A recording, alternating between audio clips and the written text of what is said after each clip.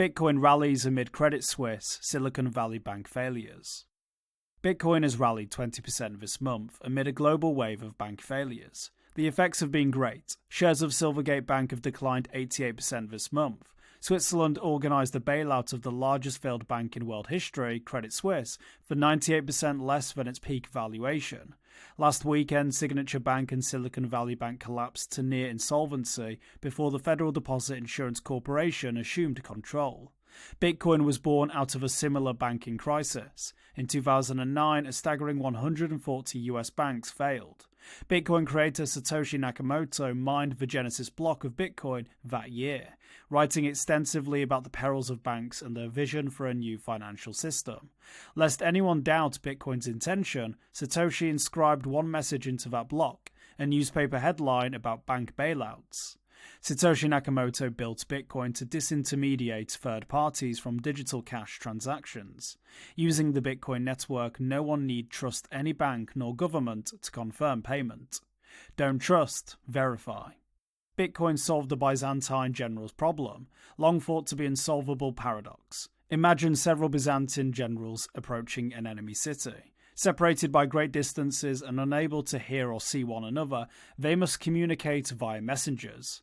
A paradox arises in how these generals achieve consensus on how to attack the city given unreliable communication, time delays, and the possibilities of lies and traitors. Prior to Bitcoin, there was no solution to a mathematical representation of this problem but specified tolerances of message randomness and time delays. By 2009, Satoshi Nakamoto had circulated a white paper that solved the paradox through a combination of cryptography and distributed computing.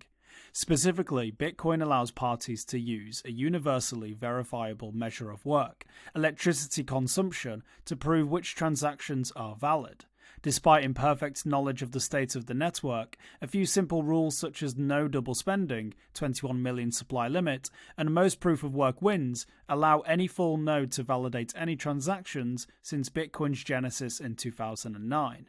Knowing you've been paid without a trusted third party. In other words, Bitcoin's messaging network allows parties to validate the truthfulness of delayed messages without requiring trust in any particular intermediary. If the message follows consensus rules and has the most electricity consumption back in its claims, it's valid. As it applies to financial transactions, Bitcoin allows anyone to know that they have been paid without trusting anyone else. Indeed, it was early Bitcoiner Paul Storks who popularized the definition of money as, quote, knowing you've been paid, end quote. In a conventional US dollar cash transaction, parties know they have been paid because they trust the US Mint to have printed a trustworthy paper note, and law enforcement to have deterred counterfeiting. Bitcoin, in contrast, is a new form of money that does not ask a trusted third party, not even a bank or mint, to validate payment. It allows anyone to know they've been paid using their own node, without trusting any intermediary. Bitcoin succeeds despite bank failures. Bitcoin's decentralized operation has shown resilience during a string of crypto and bank failures. The multi-billion-dollar Celsius network declared bankruptcy on July 13, 2022. Celsius' slogan was "Unbank Yourself." FTX declared bankruptcy in November 2022, and Alameda Research followed soon after. Evidence that senior employees at FTX and Alameda Research defrauded FTX's customers is mounting. The US government bailed out Silicon Valley Bank and Signature Bank. The Swiss government orchestrated a bailout of Credit Suisse by UBS.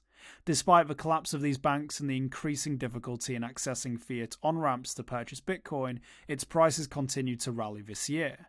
Bitcoin works without banks and has continued adding blocks of transactions on schedule, as planned. Over 17,000 full nodes are online at any moment with a complete copy of Bitcoin's blockchain.